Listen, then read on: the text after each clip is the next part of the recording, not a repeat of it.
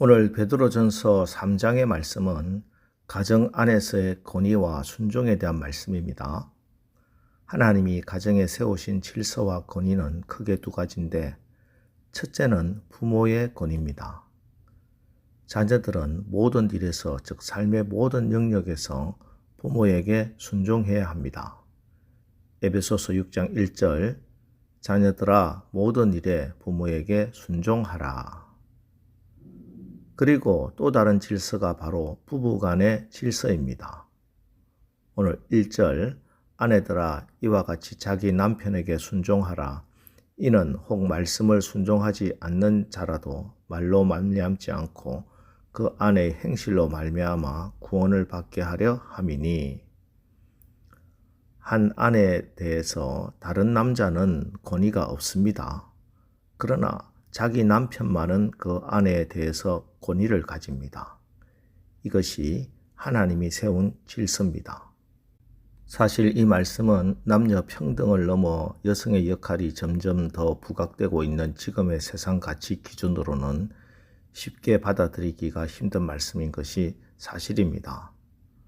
하지만 세상 가치와 하나님의 말씀이 충돌하면 여러분, 하나님의 말씀이 옳습니다. 이것은 제가 남자고 목사라서 그렇게 말씀하는 것이 아닙니다. 하나님이 우리의 가정을 그렇게 창조하셨고 그렇게 질서를 세우셨기 때문에 하나님의 디자인대로 설계대로 우리 가정이 세워질 때 그 가정에 하나님의 나라가 임하기 때문입니다. 사실 우리는 모두 다 하나님께 순종하는 것은 당연한 것이라고 여기죠. 그리고 하나님께서 하시는 말씀이 내 상식과 내 논리에 딱 들어맞지 않는다 하더라도 하나님 말씀이기 때문에 우리는 순종해야 한다고 배웠고 또 그렇게 하려고 애를 쓰고 노력하고 있습니다. 그런데 남편에게 순종하라고 하는 것은 받아들이기가 쉽지 않습니다. 이 부분에 대해 순종에 관한 가장 유명한 책 중에 하나인 존 비비어의 순종이라는 책에 나오는 비비어 부부 사이에 있었던 예화를 소개해 드리겠습니다. 1980년대 중반 우리 부부는 잘못된 가르침에 빠졌었다. 신약 성경이란 남존여비 사상에 젖은 남자들이 쓴 책이므로 부부간 권위에 관한 한 그 말씀을 따라서는 안 되며 예수님이 남녀에게 동등한 구원을 베푸셨다고 배웠다. 두말할 나위 없이 진실이지만 구원은 권위를 부정하지 않는다. 몇 년 동안 우리 집에는 평화가 없었다. 부부가 늘 리더십 다툼을 벌였던 것이다. 그날도 나의 실수로 아내와 다투고 아내는 기도실에 들어가 하나님께 나에 대한 불평을 늘어놓았다. 하나님이 아내에게 말씀하셨다. 너는 존이 훌륭한 목사라고 생각하느냐? 아니요, 천만에요. 저는 남편을 믿지 않아요. 존을 믿을 필요는 없다. 나만 믿으면 된다. 너는 존이 이 가정의 머리 역할을 제대로 하지 않는다고 생각한다. 그래서 내 스스로 가정의 머리가 되려고 해서 생긴 짐이다. 그것을 즉시 내려놓아라. 아내는 즉시 깨달았다. 남편에게 복종해야 한다고 말한 부부는 권력에 굶주린 인간이 아니라 하나님이었다. 그날 이후 집안에는 몇 년 만에 참된 평화가 찾아왔다. 그 뒤로 내가 또 실수를 했을까? 물론이다. 아주 많이 했다.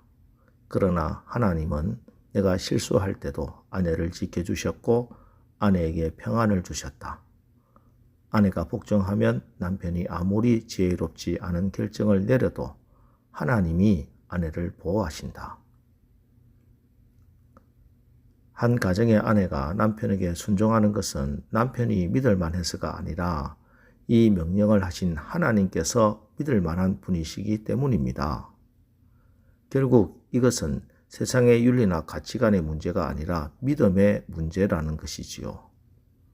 그렇습니다. 온 우주 만물에 하나님의 질서가, 창조의 질서가 임해야 평화가 넘칩니다. 하나님의 질서에 순종하면 하나님이 책임져 주시고 그 가정을 보호해 주시는 것입니다.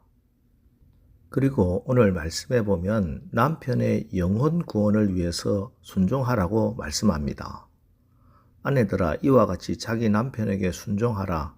이는 혹 말씀을 순종하지 않는 자라도 말로 말미암지 않고 그 아내의 행실로 말미암아 구원을 받게 하려 함이니, 왜냐하면 2절 말씀을 보십시오. 너희의 두려워하며 정결한 행실을 봄이라.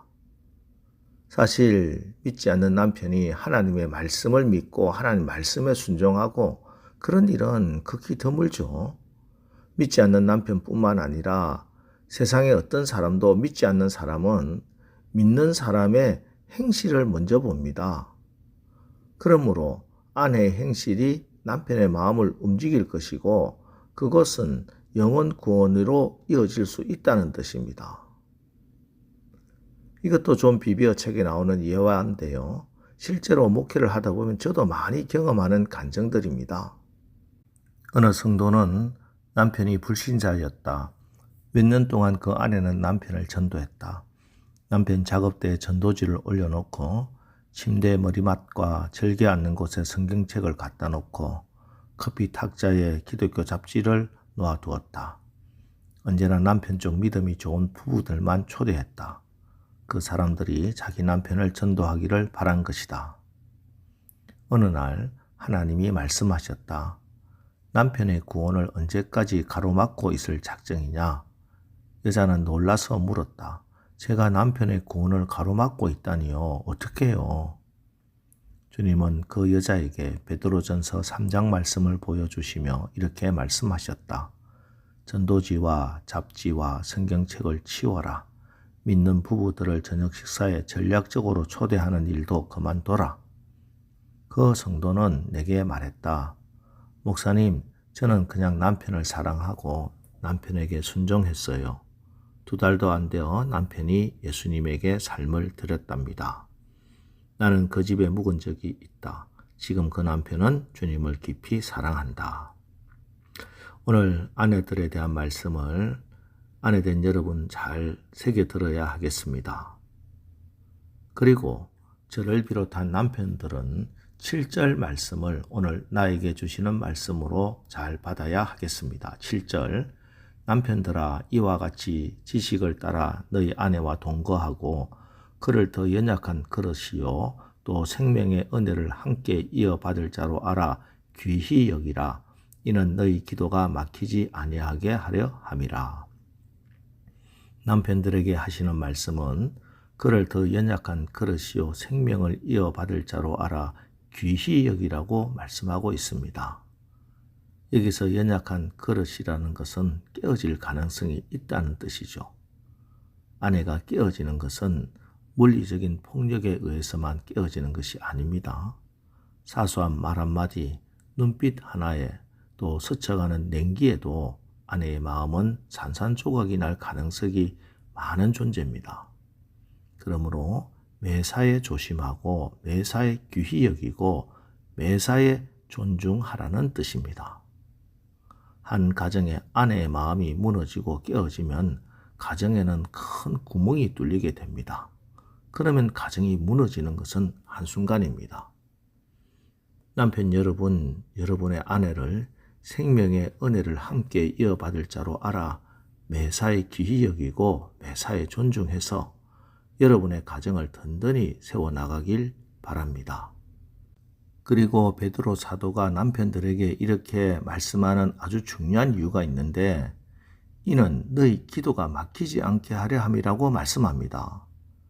여기 막히다는 단어를 보면은 이 단어는 마차의 수레바퀴가 진흙에 빠져서 앞으로도 나갈 수 없고 뒤로도 움직일 수 없는 상태, 어떻게 해도 빠져나갈 수 없는 상태를 막히다라는 단어로 표현하고 있습니다. 결국 남자들의 기도가 하나님 앞에 한 발짝도 나갈 수 없는 이유, 나의 기도가 전혀 되지 않는 이유는 아내를 귀히 여기지 않고 소중히 여기지 않기 때문에 일어나는 일이라는 것입니다. 믿는 남편들은 기도 응답이 되기 위해서라도 아내를 연약한 그릇으로 알고 귀히 여기라는 말씀입니다.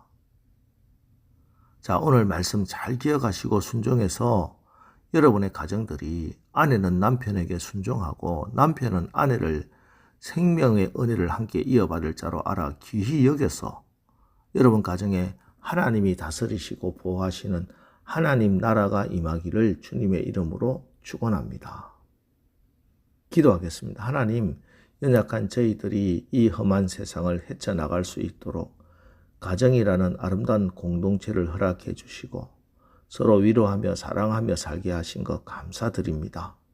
이제 우리의 판단과 기준이 아니라 하나님의 말씀에 순종함으로 믿음의 반석 위에 저희 가정을 든든히 세워주시고 가족들이 하나님이 세운 질서대로 서로 잘 이해하고 섬기는 뜨거운 사랑을 더하여 주옵소서.